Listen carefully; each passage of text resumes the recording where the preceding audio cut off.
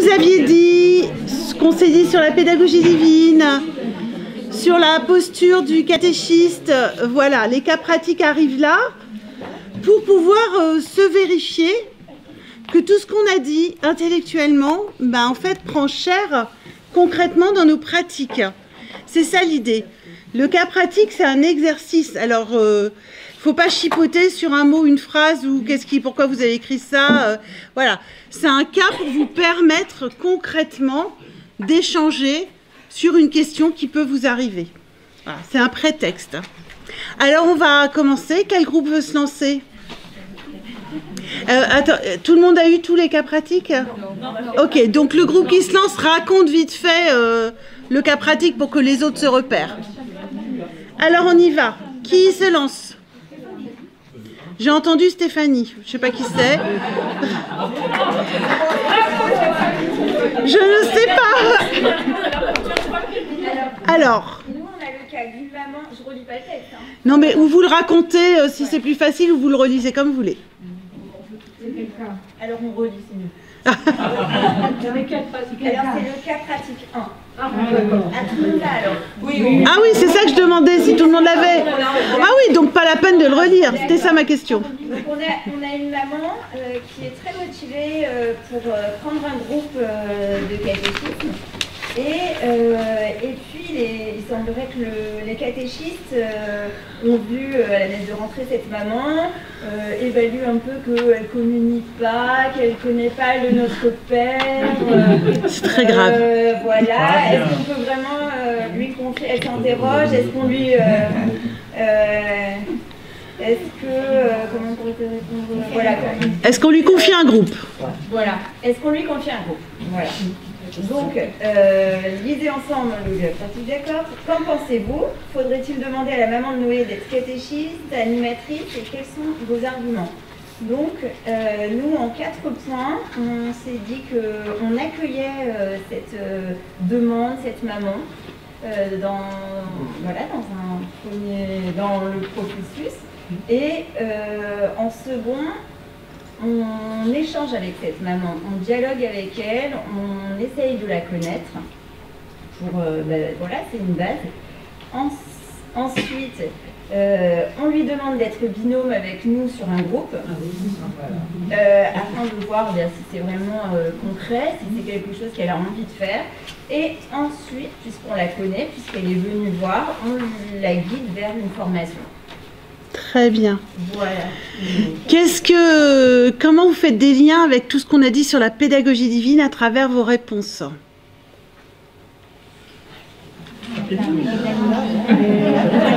Alors, qu'est-ce que j'ai écrit déjà? J'ai toujours des questions secrètes cachées. Alors, oui.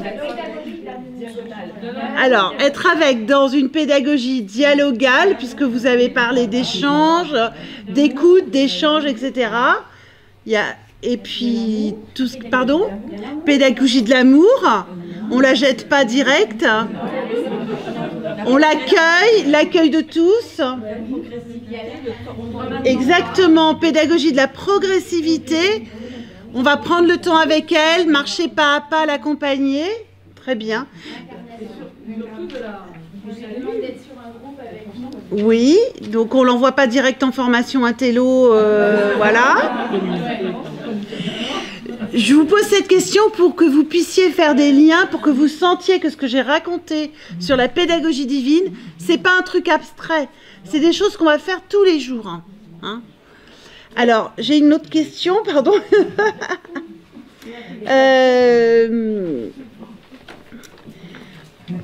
Pourra-t-elle répondre aux questions des enfants et des jeunes?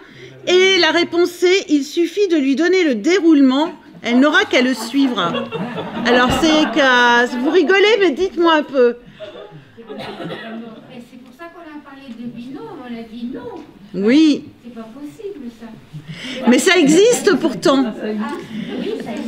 En fait, je ne sais pas comment ça se passe ici. La catéchète, c'est quand même un témoin. Oui. Donc elle peut témoigner de quoi? Bah, si vous avez... De sa recherche.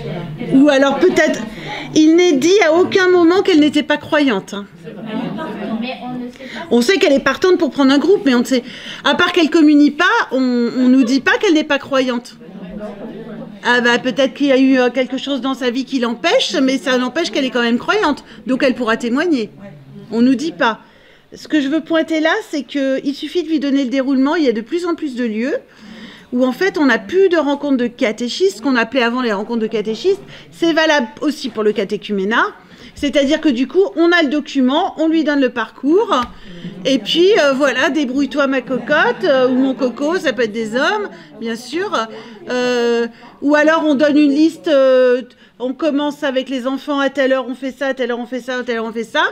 Et du coup, il n'y a plus de lieu de rencontre. Ce que je disais tout à l'heure quand on travaille en équipe, c'est si cette maman, elle a une difficulté, une question, si on veut travailler le texte biblique d'une rencontre, qui pour moi est essentielle, comment, à quel moment on se rencontre pour travailler ensemble? Alors, je sais bien, vous allez me dire, je l'entends, c'est compliqué. Déjà, elle a dit oui, on va pas en plus lui mettre des réunions dessus. Elle travaille, elle a des enfants, c'est loin. Voilà, on peut énumérer tout un tas d'empêchements. Ok, n'empêche que la rencontre entre catéchistes ou animateurs de catéchuménat pour préparer ce qui va se vivre avec des enfants, des jeunes ou des adultes est quand même essentielle. Parce que c'est le lieu où vous allez faire église finalement et pouvoir échanger non seulement des questions de difficulté, mais si on lit ensemble le texte de la parole, on échange, on en parle. Je vous ai dit tout à l'heure, mange la parole, voilà. Quand on va se situer en face d'enfants, de jeunes ou d'adultes, nous, on s'en sera déjà imprégné quelque part. Là, je sais que pour préparer cette rencontre, l'équipe, elle a vécu les ateliers avant de vous les faire vivre. Du coup, ils ont pu noter et dire, tiens, il faudrait faire tel ajustement, ou que ça, j'ai pas compris, ou il faudra être attentif à ça. Vous voyez? Donc oui, il y a toujours des empêchements techniques de temps et de tout ce que vous voulez, mais on le rencontre partout. Il ne faut jamais que ce soit ça qui prime sur le reste. Il faut l'avoir en tête. Alors des fois, on ne peut vraiment pas faire autrement. Mais voilà, il faut l'avoir en tête. Comment est-ce que j'accompagne et je ne dis pas, tu as le document catéchétique, le parcours, il y a tout écrit dedans, tu n'as pas besoin du reste. Alors tous les cas pratiques, c'est des cas vrais, je le dis. Voilà, ça arrive que, moi je me rappelle ma voisine qui n'était pas dans ce cas-là, mais le même style, bah, on lui a demandé de prendre une équipe de caté, on lui a donné le document, et puis débrouille-toi. En fait, elle n'avait jamais fait de caté avant, bon, elle était croyante, voilà, famille classique, mais elle m'appelle, elle me dit, mais je ne sais pas comment faire pour tel truc. Bah, t'as pas eu de réunion? Bah non, j'ai le document. Le document ne dit pas tout. Un document, c'est un outil. C'est un outil. Il va être ce que vous allez en faire. Donc, ce que je disais tout à l'heure, vous pouvez être là, si vous avez une super catéchiste et un document, excusez-moi, merdique, elle fera super bien le caté. Parce qu'elle saura tirer les fils, poser les bonnes questions, faire des liens. Si vous avez un document super, ça n'existe pas, un bon document, et que la catéchiste est vraiment pas terrible, ben le caté, il sera pas terrible, même si elle a un document génial.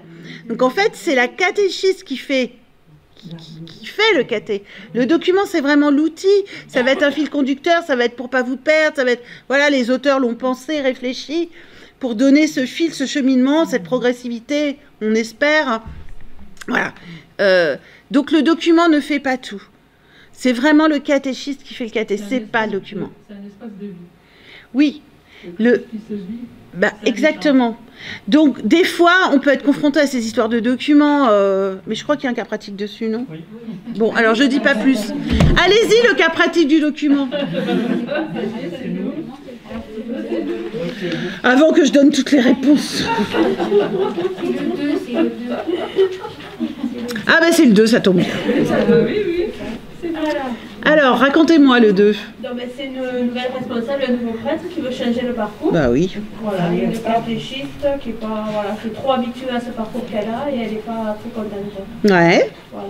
Nous, on a dit, changer le parcours, ça peut aussi éviter la lassitude des catéchistes, les rebooster. Ouais. Voilà. Pour intégrer de nouvelles méthodes, notamment les vidéos, et s'adapter aussi aux jeunes d'aujourd'hui. Mhm. Alors, comment est-ce qu'on décide de changer de document, à votre avis? Le bon vouloir du curé. C'est le curé qui décide. Ah, il a appris la nouvelle responsable. Je ne voulais pas accuser les curés. Non, mais quelquefois c'est le curé qui arrive, qui veut prendre le document de son ancienne paroisse parce qu'il est habitué, il a envie de ça. Et quelquefois c'est la responsable cathé qui dit que c'est ça et c'est pas autrement. Alors ça peut être la même chose, elle arrive d'un ancien lieu où on utilisait ce document, elle veut bien prendre la responsabilité à condition de garder le même document. Si c'est pas celui de la paroisse, bah faut changer. Donc voilà, c'est dans tous les sens là, ça va. Hein. Je n'ai aucune action chez Bayard. Ça fait 20 ans qu'elle fait la même chose et elle ne veut pas se remettre en question. Exactement, c'est ça la question. Alors, il faut vraiment, ce que j'ai dit, relativiser cette histoire de document de caté. C'est un outil. Si vous avez envie de changer, il faut que ce soit pour les bonnes raisons. Et les bonnes raisons, c'est pas « j'en ai marre de faire celui-là, j'ai envie de changer ». Ça, c'est la première chose. Une autre mauvaise raison, c'est « ah ben, il est beau, il est super beau ». Ben, il peut être très beau et très pas bien. Hein. Voilà. Alors, que ça redynamise, c'est possible si c'est choisi en équipe. On ne change jamais tout seul un document. Ni le curé tout seul, ni la responsable caté toute seule, ni... Il y a des lieux où, chaque année, ils ont un document différent. Donc, il n'y a pas de... C'est pas le même sur 3 ans. Il y en a, alors moi en CE2 c'est celui-là, et où c'est un main ce que vous voulez, ah ben moi je prends celui-là, et puis en CM2, ah ben non, moi je prends une autre édition d'un autre truc. Hein. Donc en fait, il faut absolument qu'en équipe, il y ait un vrai débat, une réflexion, pourquoi je change? Pourquoi? Ça peut être, il est trop vieux. Il n'est plus adapté à la population, parce qu'un document, ça se conçoit aussi en fonction des personnes qu'on a en face de nous. Voilà, il y a des nouvelles choses qui sont sorties qui sont intéressantes. Vouloir changer pour vouloir changer, parce que j'en ai marre de celui-là, ça fait 2 ans qu'on l'a, et que je voudrais un truc nouveau, ça, c'est pas une bonne raison. Et on voit bien aujourd'hui, comme on vit dans un monde de changement, voilà, tous les 2 ans, je change mon téléphone, tous les 2 ans, je change mon parcours de caté. Ça, c'est pas une bonne raison. Voilà. Et puis deuxièmement, il faut étudier les différentes possibilités ensemble. Vous avez un service diocésain qui est là pour vous aider. Dans votre diocèse, il n'y a pas de promulgation. C'est pas un problème. Il y a des diocèses qui promulguent. L'évêque va dire, dans le diocèse, ce sera tel, tel et tel document. Et il y a des diocèses qui laissent libre. Voilà, mais il faut qu'il ait la marque visuelle. Bon, ça, je ne vous explique pas. Marie-Hélène vous expliquera. Voilà. Le service national... Nous, le SNCC, je vais le dire vite fait, ouais. Le service national, nous, on reçoit des documents catéchétiques des auteurs et on les fait relire. Une fois qu'ils sont relus, on vérifie la conformité au catéchisme de l'Église catholique, en gros qu'il n'y ait pas de trucs qui ne sont pas catholiques. Voilà, et on regarde... un peu, pas toujours, bah voilà, et la deuxième chose, pardon, que ce soit conforme à tout ce qui est dit par rapport aux catholiques et au judaïsme. C'est-à-dire comment on parle des juifs, si je résume. Comment on en parle, qu'est-ce qu'on en dit. Donc voilà, on vérifie ces 2 choses-là. On nous a demandé de vérifier la pédagogie, on jette un œil dessus s'il y a vraiment des trop gros trucs, mais ce n'est pas notre rôle. On n'est pas garant d'une pédagogie, en fait. Donc voilà, une fois qu'on a relu, on donne ce qu'on appelle la marque visuelle. C'est-à-dire que c'est correct. Et cette marque visuelle, elle est apposée sur les documents et elle nous rapporte un peu de sous. Si vous achetez ces documents, l'argent revient à la conférence, mais c'est pas à nous, hein. C'est à l'église, quoi. Voilà. C'est-à-dire que le document que vous achetez, il y aura une partie de sous qui sera reversée à l'église de France. Il y a une marque, je sais pas si on en a pas là. Bon, j'avais pas prévu, donc j'ai pas mis une photo sur mon PowerPoint. De toute manière, non, ben on le fera plus tard. C'est écrit. Et la nouvelle, voilà, on a changé le dessin. Enfin, attendez, si vous allez sur notre site catéchèse.catholique.fr, catéchèse.catholique.fr, vous avez tous les documents qui ont la marque visuelle dessus. Voilà. Il y a la liste. Catéchèse.catholique.fr. Il y a des tas de choses intéressantes. Il y a des choses récentes. Donc voilà, tout ça pour dire que c'est un premier repère. Hein. Mais en tout cas, on réfléchit en équipe, on change en équipe et on change pour les bonnes raisons. Il n'y a aucun document parfait. Il faut le savoir.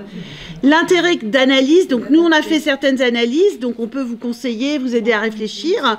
Enfin, vous passez déjà par votre diocèse, voilà, mais au cas où, Marie-Hélène peut nous appeler, elle le fait. Tiens, il y a un nouveau document, qu'est-ce que vous en pensez, etc. Donc nous, on va donner des points d'appui sur les documents. Il n'y a aucun parfait parce que dans chaque document, on peut estimer qu'il n'y a pas assez de ça ou pas trop de ça ou que ça ne nous convient pas ou la pédagogie ne nous va pas, etc. Il y a des documents à qui on ne donne pas la marque visuelle. Ils peuvent avoir l'imprimature de leur évêque, hein, ça arrive. Hein. Mais nous, on considère, quand on l'a lu, enfin, c'est pas nous, c'est nos experts, hein, nous disent il y a tel ou tel problème. On montre, je sais pas, l'homme et la femme d'une manière qui n'est pas cohérente avec la foi catholique. On va parler du péché d'une manière non cohérente avec la foi catholique. Voilà, c'est des points techniques, hein, théologiques qu'on va repérer. Donc certains ne l'ont pas, il y a des paroisses qui ont des documents non estampillés, marque visuelle. Voilà, ça, c'est leur choix. Mais en fait, il faut vraiment avoir regardé ce qu'il y a dedans. Du coup, c'est intéressant de jamais le faire tout seul. Voilà, de le faire en concertation. C'est pour ça que les propos des livres, je dis aux formations, on a des propositions de certains documents. Et oui, ouais. Voilà. Et surtout que, voilà, on peut en discuter avec nous. Nous sommes, comment dire, respectueux de toutes les sensibilités. Mais oui, bien sûr. Et il y a des marques visuelles sur toutes les sensibilités sont représentées. Puisque c'est bien, comme l'a dit Joël, une expertise par rapport au catéchisme de l'Église catholique et à la note sur le judaïsme. Et pas sur la pédagogie. Voilà. Donc, voilà. Alors ça, c'est le nouveau. L'ancien, c'est un rectangle avec CECC. Ça, c'est le nouveau. L'ancien, sur la plupart de nos documents, les documents, c'est un rectangle avec marqué CECC. Voilà, c'est ça. Donc, de toute façon, la plupart de ceux qui sont utilisés sur le diocèse, oui. Enfin, sachez que ça existe. Retenez une chose. Vous pouvez demander de l'aide au diocèse et on ne change pas comme ça sur un coup de tête ou parce qu'il est beau. Voilà. Il y en a qui sont super beaux, puis je peux vous assurer, quand je les lis, je pleure. Ils m'entendent crier dans le bureau. Ah non! Voilà. Donc, faut avoir quand même une attention. Mais ce n'est pas le document qui fait la catéchèse. Et on est là à votre écoute, à savoir qu'est-ce que vous souhaitez aussi. On n'est pas là pour vous dire, il faut penser à ça. Voilà. Alors, le cas pratique 3. Il n'a pas été pris. Alors, le 4. C'est nous. Ah, cas pratique. Alors, c'était Jade et Pierre. Alors, Jade est une catéchumène et Pierre est un accompagnateur. Alors, on a mis au singulier. Hein? Oui, mon dernier Pierre, mon accompagnateur. Voilà. Hein? Oui. Alors, bon, ben, Pierre est directif. Pourquoi agit-il comme cela? Pourquoi est-il si directif? Pourquoi? Comment l'accompagner? Oui. On compte qu'il y a quelque chose qui ne va pas. Il a dégoûté Jade qui ne veut plus être baptisée, qui ne veut plus aller à l'appel décisif. Donc on se dit, il y a un problème. Et mettre Jade et Pierre face à face, mais avec un intermédiaire. Oui. Voilà. On s'est arrêté là. Hein. D'accord. Alors cette situation, elle peut arriver en catéchuménat ou en catéchèse, hein, c'est le même problème. Quand on a un accompagnateur ou un catéchiste qui est directif, ce qu'on a dit ce matin, hein, qui dit ce qu'on doit penser, qui pense savoir, du coup, bah, il y a des enfants et des adultes qui sont... j'ai envie de dire sages et qui vont aller rouler. Puis il y en a d'autres qui vont dire au bout d'un moment, non, c'est pas possible. Et ça nous renvoie aux prises de pouvoir, ce que j'ai dit tout à l'heure. Hein, c'est-à-dire liberté de conscience. Comment est-ce qu'on accompagne en donnant la parole aux autres? Comment est-ce qu'on accompagne sans juger? Comment est-ce qu'on est là pour tous? Voilà, c'est toutes ces questions-là qu'il y a derrière. Et c'est la question de l'abus de pouvoir. Moi, je me rappelle d'une catéchiste qui interdisait, c'est idiot, mais ça a joué beaucoup sur son équipe, d'utiliser les bics pour écrire. Fallait écrire au stylo à plume. Non, mais aujourd'hui, quoi. Ils utilisent même plus de stylo, ils utilisent des tablettes. Mais bon, bref. Ben, en fait, ça a pourri la vie de l'équipe. Tous les enfants, au fur et à mesure, partaient. On se disait, mais pourquoi ils partent? Jusqu'à temps qu'on réussisse à leur tirer les verres du nez, parce que les enfants, ils veulent pas forcément dire ce que fait la catéchiste ou dit, voilà. Et du coup, pour une, j'ai envie de dire une bêtise quelque part, l'utilisation d'un stylo, ben voilà, vous voyez bien que c'est une prise de pouvoir. Hein. Et du coup, quand ils n'étaient pas sages, elle leur faisait faire des copies de textes bibliques. Alors peut-être que dans son esprit, c'était très... voilà, tu copieras, je me rappelle, il y en avait un qui devait copier l'histoire de David, ou je sais plus quoi. Non mais voilà, c'est tout simplement pas possible. Alors il y a d'autres prises de pouvoir. Hein. J'ai eu une équipe où j'ai un gamin qui voulait plus faire sa première communion. Et je comprenais pas pourquoi, parce qu'en général, quand ils sont enfants, ils ont plutôt envie de la faire avec tous les copains. Enfin voilà, je connais pas beaucoup de gamins qui disent non, je veux pas y aller. Et du coup, impossible. Donc finalement, j'ai réussi à discuter avec lui. Et il me dit, je veux plus communier parce que ça me dégoûte.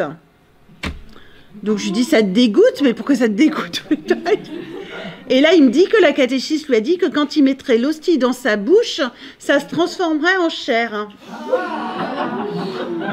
Donc vous voyez bien que déjà, non mais ce que je veux dire, c'est que la prise de pouvoir, on se rend pas compte. Là, je vous fais rigoler, mais c'est des cas vrais, je rigolais pas à l'époque. Hein. Mais je veux dire, c'est des choses qui existent, dont on n'a pas forcément conscience. Et quand un gamin dit j'arrête, ben, c'est intéressant d'aller et de rechercher. Pareil pour des adultes. Alors les adultes, on va être plus dans le gourou, quoi. Le gars super, qui est adorable, qu'on a envie d'écouter, Mais derrière, vous savez bien qu'en catéchuménat adulte, on a des temps où on n'est pas toujours en groupe. Enfin, je ne sais pas comment vous fonctionnez, mais on a un accompagnement plus personnel. Et donc, il faut vraiment être attentif à ce qui se dit et surtout à la réaction des catéchumènes. Donc, attention, voilà, aux abus de pouvoir, aux abus de conscience. Et effectivement, toujours, vous avez raison, d'un interlocuteur, une troisième personne qui va pouvoir dénouer les choses et faire que ça fonctionne. Est-ce qu'on a un 5? Oui. Alors, on y va. On a fait 2 cas. Le groupe a fait 5. Il reste combien de groupes? C'est le dernier? On a fait 5 et 6. Eh bien, allez-y. Allez-y, parlez. Vous avez 2 minutes. Allez-y, 5. Alors, le cas numéro 5, c'est un jeune adulte qui vient de s'inscrire. Il est très motivé, mais en fait, il n'habite pas là. Sa grand-mère, c'est sa grand-mère qui est paroissienne. Et voilà, il ne pourra pas être à toutes les réunions. Hein. Il ne sera jamais prêt. Ouais. Alors, allez-y, quelqu'un de mon groupe. Non, c'est un non. Pourquoi? Non, mais aussi. Ah, je le prends au mot. Hein. Non, c'est vrai que souvent, comme on le disait ce matin, tu nous as dit une vérité, c'est-à-dire qu'on ne peut pas aller jusqu'au bout des choses, parfois, pas parce qu'on n'en a pas envie, c'est parce qu'il y a aujourd'hui dans la société actuelle une séparation des parents pour les enfants, mais aussi une séparation je dirais, de lieux. Et c'est vrai que c'est souvent difficile d'entendre dire que parce qu'une personne n'a pas fait tous ses rendez-vous aujourd'hui, elle ne pourra pas faire sa première communion ou être baptisée. Et je te donne un cas de figure bien particulier, c'est que j'ai ma nièce qui a eu un enfant, qui est très, très croyante, très pratiquante. Et malheureusement, le papa, il n'a pas fait son baptême, il croit en quelque chose, il a dit lors d'un échange avec un prêtre, et sauf que on a refusé à la famille l'accueil au sein de la communauté chrétienne. Donc, bien sûr, la personne a fait quelque chose, c'est son choix, de par des directives certainement, mais en tant que chrétien, du coup, elle est revenue vers moi et je lui ai présenté une autre personne. On a essayé de solutionner la chose. Pour que ça puisse se réaliser, il a fallu qu'elle parte elle était en région parisienne, il a fallu qu'elle parte dans une autre paroisse qui est à 40 km de chez elle. Donc 3 rendez-vous pour pouvoir permettre un cheminement du papa qui croit en quelque chose. Pour lui, Dieu existe certainement sous une autre forme, mais sa vie, il y a eu un grave accident, il ne sait pas comment il s'en est sorti, donc il croit en quelque chose. Oui, mais la maman est croyante. La maman est croyante. Mais voilà, c'est un cas de figure très, très concret. Et aujourd'hui, on entend encore des enfants, si tu ne viens pas à toutes les messes de famille, ou si tu ne viens pas à toutes les messes les dimanches, tu n'auras pas de mon baptême. Du coup, qu'est-ce qu'on fait pour notre Kevin? Alors Florence, Florence, et puis il y avait... Voilà, pour Kevin. Pour Kevin, alors nous, au contraire, la personne qui disait il avait l'air super motivé, donc c'est une grande joie d'avoir quelqu'un qui vient frapper à la porte de l'église pour demander un sacrement. Donc nous, au contraire, on est très heureux de l'accueillir. En plus, il a sa grand-mère qui est paroissienne, donc même s'il n'est pas là tout le temps, pourquoi il a frappé à cette porte de cette paroisse-là et pas une autre? Et bien souvent, on oublie que c'est par le biais de rencontres, ou là par le biais peut-être de sa grand-mère, qu'il a fait le choix de frapper à cette porte de cette paroisse, et pas de la paroisse où il habite. Donc nous sommes très, au contraire de l'accompagnateur, et bien nous on n'est pas ennuyés. Et alors on dira surtout, il ne sera jamais prêt, parce que qui sommes-nous pour dire s'il est prêt ou pas?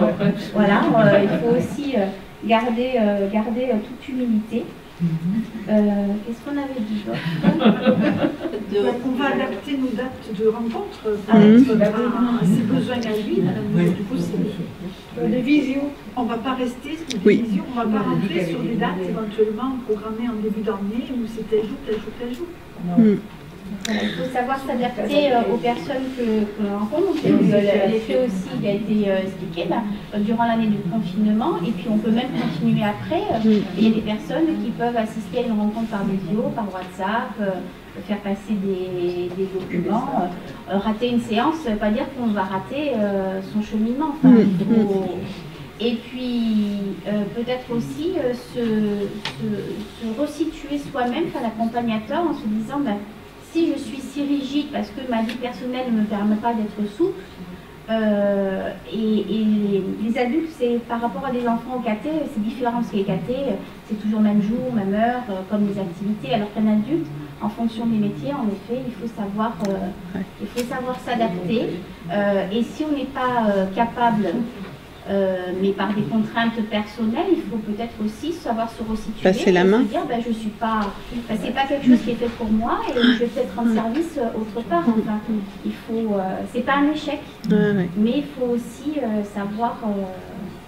savoir où on est appelé et voilà. Mais bon, vous avez tout dit. Attention au mot être prêt qu'on emploie très souvent. Donc se questionner. Bien sûr, le catéchisme de l'Église catholique et les diocèses donnent des critères qui sont importants parce qu'on ne peut pas non plus faire n'importe quoi. Mais toujours écouter l'histoire. On a dit tout à l'heure qu'il y avait quelque chose de personnel dans une rencontre. Donc, entendre l'histoire de la personne et puis de la souplesse.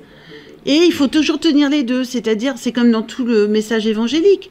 En même temps, c'est quelque chose de difficile, et en même temps, c'est quelque chose de beau et invité à l'ouverture, à la souplesse. Donc, comment est-ce qu'on va tenir ces deux choses-là? C'est là tout l'enjeu. Donc, voilà, effectivement, cheminer, s'adapter, et en même temps, tenir certaines exigences. Voilà. Voilà. Mais elles ne doivent pas bloquer et être premières et arrêter tout... qu'on a dit tout à l'heure. C'est pour ça qu'ils ont un cheminement, on leur demande 2 ans, et il y a 1 an de discernement pour justement prendre le temps. On ne peut pas presser comme vous le dites. Bien sûr. Il faut savoir prendre son temps. Et puis quelquefois, il faut 1 an de plus, et bien tant pis. Tout à fait, je suis d'accord. Si ça l'aide, attention, c'est pas... ça va être l'heure de... donc un autre, mais très vite fait. Le groupe 6, Cécile, peut-être tu voudrais dire... Mais très rapidement. Très vite. Donc il s'agit d'un catéchuménat qui croit en la réincarnation, qui pense qu'il a une mission accomplie sur Terre, et que donc il n'aura pas accompli, il doit recommencer une nouvelle vie. Alors ça inquiète un peu son accompagnateur. qui pense qu'il va lui demander d'arrêter pour l'instant sa démarche. Donc nous, on a pensé que peut-être la solution, dans un premier temps, c'était de ne pas avoir peur de cette croyance du catéchuménat, mais d'en parler avec lui, qu'il parle qu'est-ce qu'il entend par réincarnation, et que ça demande aussi à l'accompagnateur de s'intéresser aussi à ce que c'est que la réincarnation. Et puis après, l'amener, mais au rythme du catéchuménat, à voir qu'est-ce que ça signifie la résurrection pour un chrétien, mais pareil, d'attendre, voilà, et surtout de ne pas, comme c'est dans le texte, l'obliger à croire à des choses avec lesquelles il n'est pas d'accord. Le catéchuménat, il faut peut-être laisser du temps pour qu'il adhère à tout ce que dit l'Église. On n'est pas obligé de croire tout de suite. Ouais. Voilà. On est bien là dans la pédagogie de la progressivité. C'est-à-dire chaque chose vient en son temps. Alors ce catéchumène, c'est moi qui l'ai accompagné, donc c'est exactement ce qui s'est passé. Il est arrivé en me disant je veux bien commencer, mais est-ce que je dois croire tout ce que tu vas me raconter? Ça commence bien. Je lui dis bah non, pas à tout, mais il y a certaines choses quand même. Oh. Voilà. Et puis de toute manière, c'était la réincarnation, rien d'autre, parce que sa mission, voilà. Et jusqu'à temps qu'on essaye de, bon, on a cheminé, il a été baptisé. Hein. De se dire que qu'est-ce qui m'était derrière, j'ai une mission à accomplir. En fait, c'était ça la question. Et je lui ai dit, mais toi, t'es persuadé, mais peut-être que Dieu t'appelle à une autre mission, en fait. Comment arriver à décaler et à... Voilà. D'entendre c'était quoi sa crainte. En fait, sa crainte, c'est de mourir sans avoir accompli quelque chose. Au final, derrière, c'est ça. Donc, en fait, c'est toujours comprendre, creuser pour savoir qu'est-ce qu'il y a derrière. Et peut-être que Dieu t'appelle à autre chose que toi, tu n'as pas envisagé. Voilà. Et du coup, on a travaillé là-dessus. Et oui, il a été baptisé. Il a changé de vie, d'ailleurs. On s'arrête. Merci pour vos échanges et vos réflexions.